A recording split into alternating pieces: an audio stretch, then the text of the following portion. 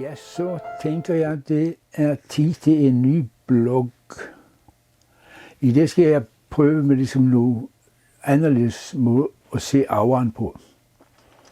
Altså det meste af den aura, man snakker om i dag, kan man sige, det er den her personlige aura. Som ligesom består af, at man har sådan en bremme med lys omkring sig. Så har man så forskellige aura, som jeg snakkede om sidste gang, som hedder den fornemmelses sjælelige aura. Så har man den, som man kalder for gemyts- og forstandsmæssige aura. Og så har man den højere aura. Men hvis man læser Steiner, kan man sige, og følger lidt mere i hans meditationer og andre sådan ting, så arbejder Steiner, han arbejder tit med en anden form for aura. Og det vil sige, det er den måde, vi virker på verden på. Altså, man har æterlegeme, som man siger, så har man astrallegeme. Men så siger Steiner mange gange, når han snakker om ting, at de her ting, vi gør med vores handlinger, de virker ind i den ytre verden, i den ytre æter, eller den ytre astralitet, kalder han også for. Den ytre astrale verden og den ytre æterverden. Og det er det, jeg skal prøve ligesom at snakke lidt omkring i dag, fordi Steiner har lavet en del meditationer, hvor han ligesom som foregår over enten 3-4 dage, eller så foregår det over 4 uger. Og det er meditationer, hvor man lærer ligesom også mærke virkningen fra den ytre verden. Fra det Steiner kalder for hierarkierne. Altså der er nogle væsener, som står uden for os hele tiden, og som følger os meget nøje. Og når vi gør noget, så giver det respons. Altså vi sender noget tilbage til os. Og det snakkede jeg med en for nogle dage om, siden om, at der er en ytre respons, selv når vi laver helt banale fysiske ting.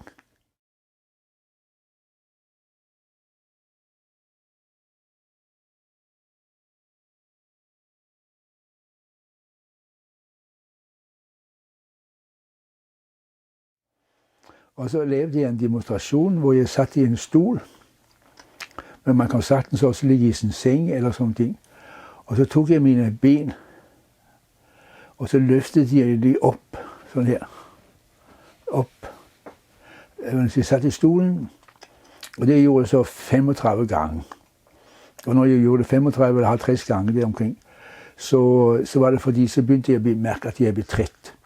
Så brugte jeg muskler, og så brugte jeg ligesom en vis udholdenhed, og så løftede benene op sådan et antal gange. Det er altså nu med, hvor meget man er trænet, og sådan nogle ting at gøre også. Og så skal jeg se, så sagde jeg, nu skal du se. Så begyndte jeg at fortælle om, hvad der skete med min aura, når jeg arbejdede med benene. Og grunden til, at jeg valgte benene på den her måde, det var, at hvis man bruger overkroppen, så er den mere forbundet med personligheden, det vi kalder for vores psykologiske jeg og sådan ting. Og det var jeg ikke interesseret i, for jeg tænkte, at hvis man nu tager den her upersonlige del af os, som jo er benene på en vis måde. Altså i den forstand, at når vi går, så ved vi ikke rigtigt, hvad vi gør. Vi går bare. Det er ligesom en slags form for højere bevidsthed, som styrer hele vores lemmesystem. Og mest benene, for de armene, de har vi en vis større bevidst kontrol med. Men med benene, der har vi ikke så meget bevidst kontrol over det. Det, der så sker, kan man sige, som jeg så prøvede at vise til den her person, og som hun også til en vis grad, kan man sige, kunne følge, det er det, at når jeg så begynder at gå i gang, så kan jeg mærke ligesom, at når jeg bliver træt, så begynder mit æterlegeme, en slags lysende substans, den begynder at sive ud af kroppen. Og det samme sker, hvis man arbejder, kan man sige, altså hvis man bærer ting, hvis man flytter for eksempel sine ting, det er en ny lejlighed, eller det er et nyt hus, eller sådan noget ting, så sker meget det samme. Man mærker ligesom det, at man bliver varm i kroppen, som man kalder det for. Og det er faktisk eterkræfterne, som så begynder at gøre sig gældende. Men når man sætter det sådan, at man løfter lige op, som jeg gjorde den her gang, så er der også noget vilje i det. Det er noget, jeg bestemmer mig for at gøre. Så det er jo ligesom meget bevidst om, at når jeg løftede benene op sådan her, de her 50 gange, så satte jeg i gang noget. Jeg ville nu med det. Og den her viljesimpuls, den begyndte nu at strømme ud i verden. Og jeg satte i sådan en afslappende stol, som jeg tror, den hedder Stressless, og lavede det her. Så jeg sat ret langt ned mod gulvet. Og når det så begyndte at strømme ud de her tærskekræfter, så kunne jeg se, ligesom det begyndte at strømme langsomt ud af mig. Og det var jeg så godt klar over, at ligesom det til vis grad var min viljeimpulser på det her plan. Altså der er jo ikke så meget vilje i at så løfte benene op, kan man sige. Altså normalt, når vi taler om vilje, så taler vi om, ligesom det er nu, jeg vil. Det er nu, jeg har sat mig for og sådan ting. Og det her er også ligesom for at vise, hvor lidt fysisk der skal til, for at det virker ind i auraen. Så begyndte jeg ligesom at lægge mærke til, at den her aura, den begyndte ligesom så at brede sig ud. Den var ikke sådan voldsomt bred, kan man sige, men den bredte sig langt væk fra mig. Altså bagefter så målte jeg ligesom for at se, hvor langt det var, og det var sådan cirka 5-6 meter. Der kunne jeg se helt derude i rummet. Der bredte den sig ud, så det svarede nogenlunde til 6 meter væk. Og det, der sker, når man ser på den her aura, som breder sig ud, det her eterlemme, det er, at det tager forskellige former. For eksempel så kan man sige, at det breder sig ud ligesom vand. Hvis man står ved siden af en flod, for eksempel, og kigger og smitter et eller andet i vandet, en gren eller sådan ting, så lægger man mærke til, at grenen bevæger sig. Men hvis man står lidt længere, og ligesom prøver at så opleve floden, så mærker man ligesom, at man bliver en del af en slags flydende mekanik, som er eteren. Det er de eterkræfter, som lever i vandet, og som bevæger sig på mange måder.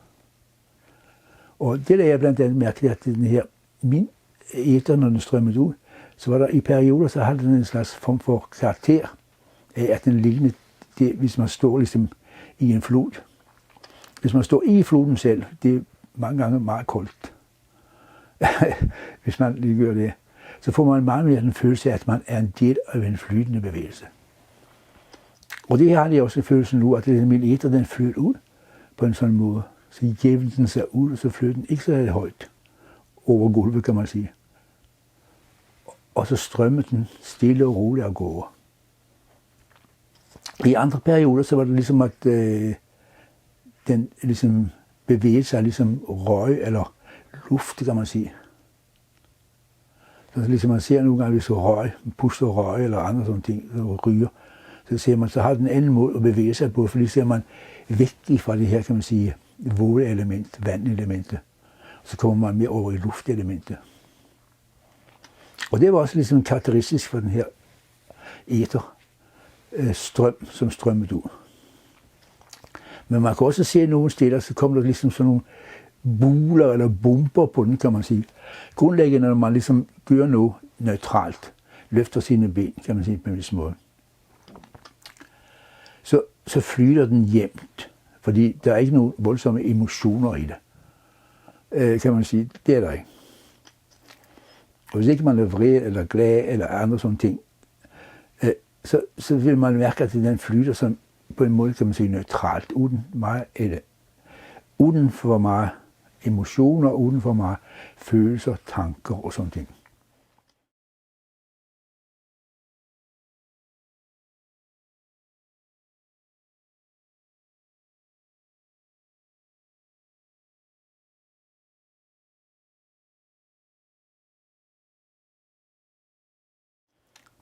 Og det var meget sådan fascinerende. Det vil sige, prøver for eksempel at ligge i sengen, og så løfter benene op, sådan her.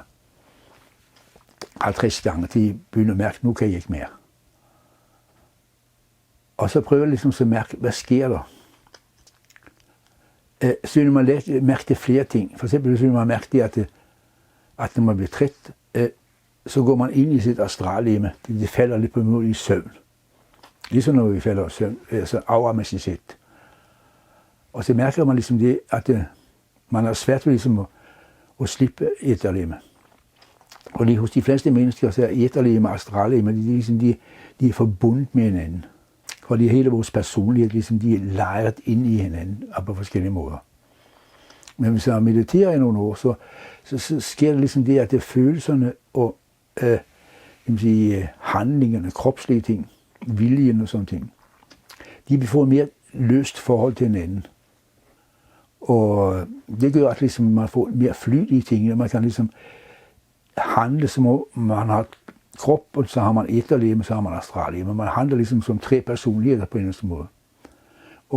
Og det giver en sådan fleksibilitet. Der er også nogle mennesker, når de laver det sådan, prøver på sådan ting, så bliver de bange, fordi de ligesom føler, at de er vant til at forbinde sig med kroppen, eller med sine følelser, med sin familie og sådan ting. Og når det så pludselig ligesom ikke hænger sammen sådan mere, så kan der godt opstå nogle sådan, hvad er nu det her for noget? Så det skal man ligesom også kunne lægge mærke til, hvis man begynder på det her og prøver en gang. Og så mærke, altså, er det noget, som jeg er tilfreds med, eller jeg er tryg ved, og sådan ting. Og hvis ikke man er det, så må man ligesom prøve at gøre det nogle gange, så man begynder at mærke, nu begynder min varme, kan man sige, som ligger i de her viljeshandlinger, den begynder ligesom så at brede sig ud i verden, uafhængig af mig. Og det er på en måde meget sådan fascinerende, og så begynder at lægge mærke til, at der sker sådan ting, fordi når man lægger mærke til, at den her breder sig ud, den flyder rundt, ligesom vand, som luft, men også som ligesom lys, kunne man kalde det for, til en vis grad. Så lægger man mærke til det, at der er en stor del af mig, som jeg aldrig bliver bevidst. Og når jeg så kigger på den her strøm af æterkræfter, som strømmet ud der, så undrer det mig lidt egentlig, at hvor meget der var af vilje, men også af mig selv, i sådan en fremmed version, som jeg møder nogle gange, når jeg mediterer og kommer ind i den eteriske verden. Så kan man godt have svært ved at genkende sig selv. Men når man bliver vant til det, så får man en færdighed der, at genkende sig selv i auraen, i den eteriske aura. Og hvis man gør det flere sammen, så vil man også lægge mærke til, at de her aura, de kan gå ind i hinanden og sådan ting. Hvis man laver det som en øvelse, som en fællesøvelse, det er kursus eller sådan noget ting.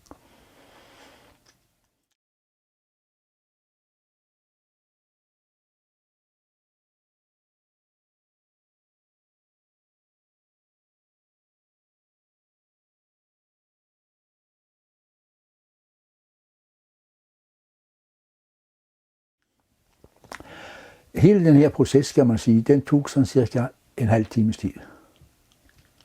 Og jeg tog ikke så meget nøjagtig tid på den, men det var ligesom der omkring, kunne jeg sige, klokken var ret meget, når vi kom så langt. Og så er det ligesom, at når den kommer et eller andet tidspunkt, så breder den sig ud, og så stopper strømmen i den. Det er ligesom, at den vilje, som jeg har sat det her i gang, den har ligesom ikke mere kraft.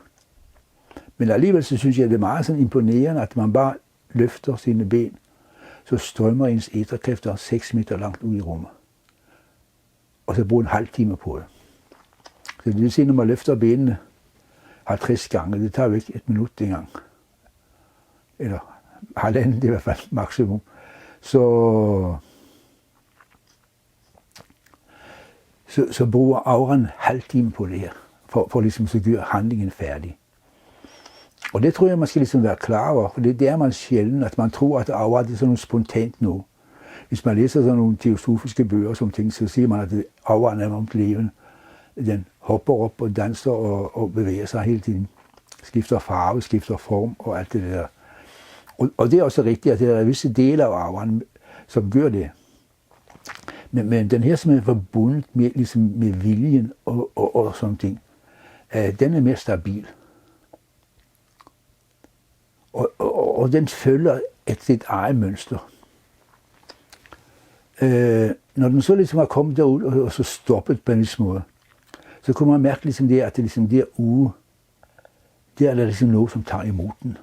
Eller som tager den til sig, tager den op i sig selv, og så begynder ligesom at så svare på, hvad der sker.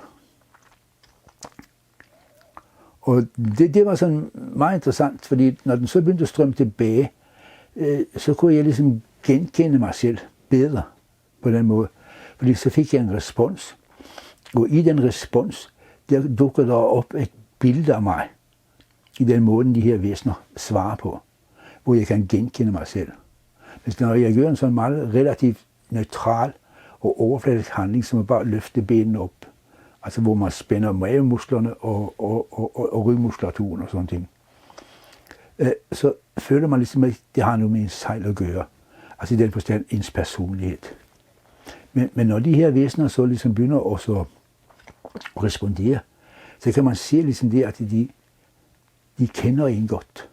De her oversandslige væsener, som, jeg vil ikke sige, de passer på en, men de står omkring en hele tiden og sørger ligesom for, at alt vi gør, det bliver bragt ind i den åndelige verden. Ind i vores karma, kan man sige på en vis måde. Og samtidig så giver det også en slags respons. Man får også ligesom nogle idéer og nogle hint om, hvordan det står til med en selv, kan man sige på en vis måde. Og når det så strømmer tilbage, så lagde jeg ligesom mærke til det, at jeg kunne også se sådan nogle skavanker, jeg havde med min krop, kan man sige. Ikke? Altså ligesom, det blev ligesom, det tog de her fat i de her væsener, og så samlede de det op, og så sendte de tilbage en slags meddelelse om, altså pas nu på det der. Når du går, så bevæger dig på den måde, med ryggen og sådan ting. Sørg for ligesom, at du træder ned på fødderne, altså sådan ting. Men det siger de ikke, men man kan mærke, det ligger i responsen. Fordi de har på en eller anden måde deres næsten perfekt billede af, hvordan man skal være. Og det er det, man ser sig selv i forhold til de her væsener, som gør sådan ting. Og det er også sådan noget, hvis man laver terapi og sådan ting. For eksempel inden for antroposofien og inden for åndsvidenskaben, så er Steiner udviklet noget, han kalder for helseeurytmi, eller heileurytmi, som det hedder på tysk. Hvor man ligesom går ind, og så laver man forskellige kropslige bevægelser, for at så løse nogle personlige problemer også, kan man sige, og skavankmæssige problemer og sådan ting.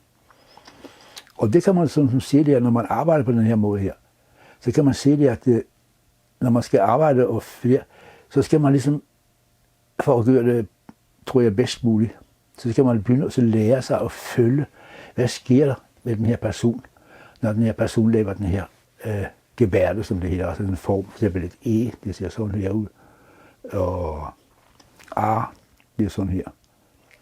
Og de former, de sætter i gang nogle strømme, på en anden måde, end når man løfter benene. Og ved at så følge de her strømme ud, de her halve timer, de var, og så også når man følger det tilbage, som også tager en halv times tid, kan man sige. Så det er meget sådan anstrengende. Så skal man ligesom begynde at få en slags følelse af, hvordan det her virker på den enkelte person, og hvordan man kan ligesom lave bevægelserne på en anden måde, for at det skal få optimal virkning og sådan ting. Så det er mest det, man kan bruge det til. Man kan ligesom, når man snakker med en person, så kan man prøve at lægge mærke til, hvordan strømmer den her person ud i verden med sit væsen, og hvordan kommer ligesom tilbage til mig så. På den måde så lærer man ligesom så at orientere sig i den eteriske verden. Og når man for eksempel er antroposofisk læge, som det her, så skal man ideelt set lære det og så følge den her terapi, sådan at man følger den ud. Man laver øvelsen. Man mærker ligesom virkning her, hvordan den strømmer den ud i verden, det møde, og hvordan kommer den tilbage igen. Og i en periode så lavede jeg og min kæreste Anne, vi lavede en del sådan sangterapi, så også noget, som er udviklet af Steiner, sammen med en Valborg Sværstrøm Værbæk, som var fra Sverige. Og der lærte vi også ligesom det der, at vi ligesom lærte at følge de her personer. Så det er ligesom, at når man havde set, hvad der skete med de personer, så holdt man ligesom opmærksom på det, så blev man opmærksom på, hvordan den her person agerede, når de kom tilbage næste gang. Så prøvede man ligesom at se, hvad er konsekvensen af de her oplevelser. Og så kunne man arbejde videre på det på den her måde her. Men altså, jeg tænker, at hvis man ikke selvfølgelig laver sådan terapi og sådan ting på den måde, så kan man prøve ligesom så mærke, ligesom, når man taler med en person, prøve at lægge mærke til folks mimik eller gestikuleren og sådan ting, og så prøver jeg at mærke, hvad skaber det? Og så mærker det ligesom, at man påtager så den andens æterlem, og så mærker at man strømmer sammen med det ude i verden. Man behøver ikke vente en hel time, før man er færdig med det, for efterhånden, som man gør det nogle gange, så lærer man ligesom at lægge vægt til det, som man kalder for det væsentlige hos den her person.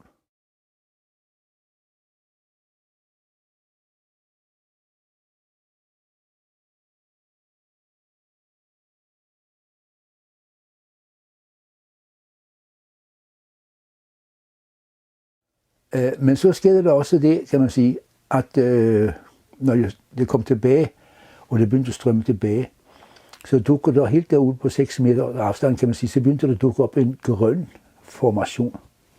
Og det begyndte så ligesom at løfte op, det ligesom gik i det, kan man sige, vertikale plan, mens det andet gik mere i det horisontale plan. Og så tænkte jeg, det er min aura, det er mit astrallegeme, som kommer nu. Og så jeg ligesom det, at når vi handler og når vi gør noget, så strømmer æterlegeme og astrallegeme, de strømmer sammen ud i verden. Og når de så er færdige med den her halve time, som jeg siger, det var det her ting, så dukker astrallegeme op derude. Og så kan man sige, sammenfatter det, der er oplevet sammen med sit æterlegeme. Kan man sige. Det er sådan lidt, det er ikke det, der sker, fordi det er meget mere kompliceret, så man skal gøre følge i detaljer. Men man kan gøre det ligesom lidt enkelt og nemt ved at sige det på den her måde. Og så kunne jeg se ligesom, hvad jeg havde lært af det her. Jeg havde lært for eksempel at bruge min opmærksomhed på en anden måde. Og det var også lidt af den her grønne aura, så man kunne se det i det. Men det, hvis man ikke er sådan rigtig klaverant, så skal man prøve at fornemme, hvad sker der egentlig, når man mærker ligesom sig selv stå inde i det her.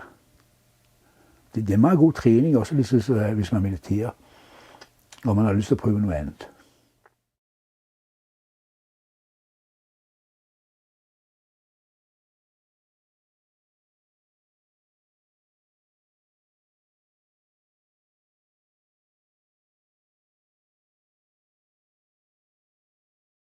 Og så sker der så noget helt andet.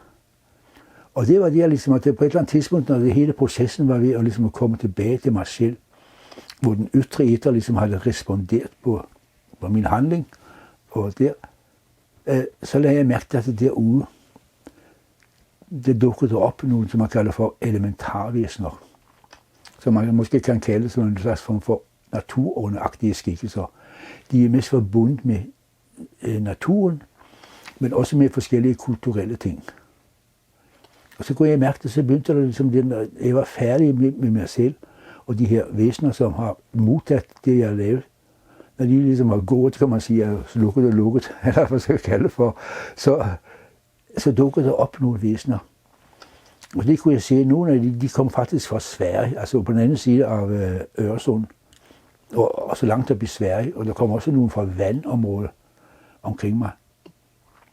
Og jeg kunne også se meget svagt, at et stykke hen, der hvor jeg bor, når man kommer et stykke langt væk, så ligger der en motorvej der.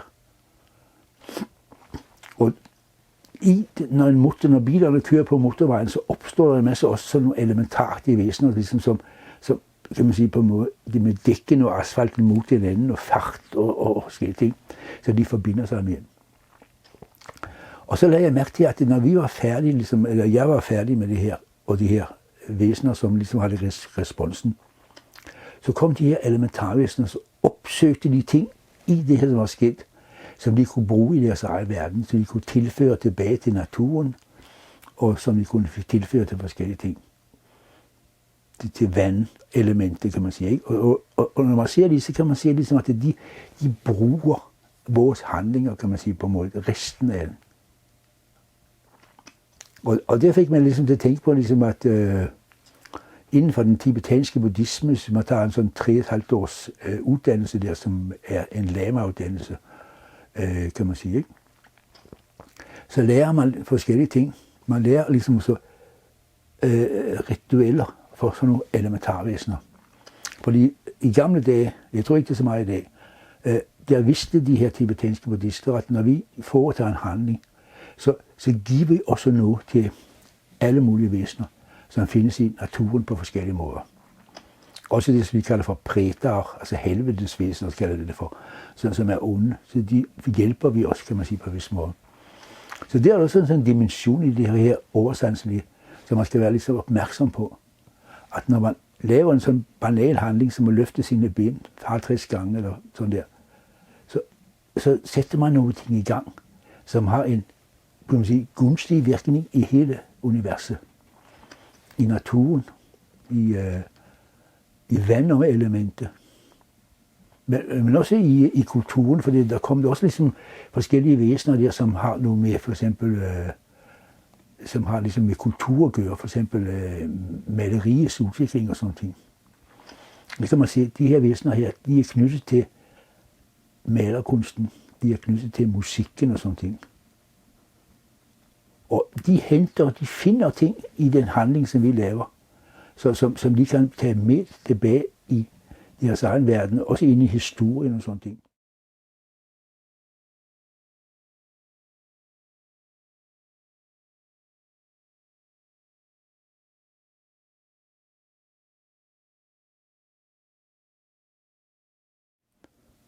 Jamen, jeg ved godt, det lyder helt vanvittigt, men ligesom det, man skal ligesom blive opmærksom på, at alt, man gør, det har en gunstig virkning for hele universet. Og derfor er det så vigtigt, at man ligesom, når man begynder at blive opmærksom på det, at man ligesom begynder at handle på det. Så man sørger for, at når jeg gør noget, så gør jeg det på en måde, så ligesom er mest muligt, kan man sige, gunstig for ikke bare mig selv, og min familie, og min samfund og sådan ting, men at vi ligesom breder os ud i hele verden. Og det er ligesom det, og de her ting her, som laver vores karma. Altså det er ikke så meget, hvis man siger nogle ting og sådan ting. Altså ligesom, men de her kræfter, som ligger i vores handlinger, i vores tanker, i det vi taler og siger og sådan ting. Og derfor er det også vigtigt, at man ligesom, når man skal bruge ord, kan man sige på en måde, så at man ligesom skaber nogle ord og begreber, som har en vis tyngde, og som ligesom kan føre os ind i universet, ind i karma og reinkarnation og sådan ting. Fordi hvis man ser over i den åndelige verden, så er der enormt meget vrøvl, som folk siger. Og det fakter rundt i den her verden, etterlemme, astralemme og de her ting. Og det er noget, som vi tager op, når vi for eksempel går på en gade, for eksempel. Og alt det, kan man sige, vrøvl folk ikke går og snakker om på de her gader, kan man sige. Ikke? Det lever der videre, og hvis man ligesom er opmærksom på det, så kan man mærke, at der er der noget, som folk snakker om der. Så kan man også høre stemmer, som kommer fra Frankrig, eller fra Italien, eller Tyskland, eller sådan ting. Og det er ligesom vigtigt, at man lærer at manøvrere i de her områder, så man bliver mere og mere opmærksom på, hvad lever der omkring mig. Ikke så meget i min personlige aura, og hvor meget stråler den, men hvad gør der, når jeg handler i verden, og strømmer ud i den oversanselige verden, og bliver mødt af de her væsener, som har forbindelse med karma og sådan ting.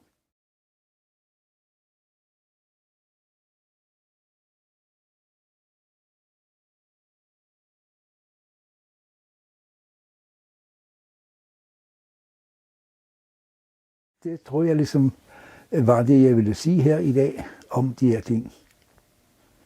Altså vigtigheden, at man bliver opmærksom i nuet. Altså ikke bare sådan pjat, som man snakker om mange gange. Man skal være opmærksom i nuet, men man får en meget sådan mere følelse for verden. Så ens opmærksomhed i nuet ikke bare er noget, at man så kan få en åndelig oplevelse ud af det, men at den gavner, kan man sige, det hele. Nu skal jeg ikke overdrive, hvor meget det gavner, fordi selvfølgelig en sådan enkel handling, den er selvfølgelig begrænset, hvor meget den virker i kosmos og sådan ting. Men i princippet er det samme, der sker. Og man kan godt øve sig ligesom på, når man er opmærksom, og så mærke, hvorhen strømmer jeg hen med alt det, jeg gør.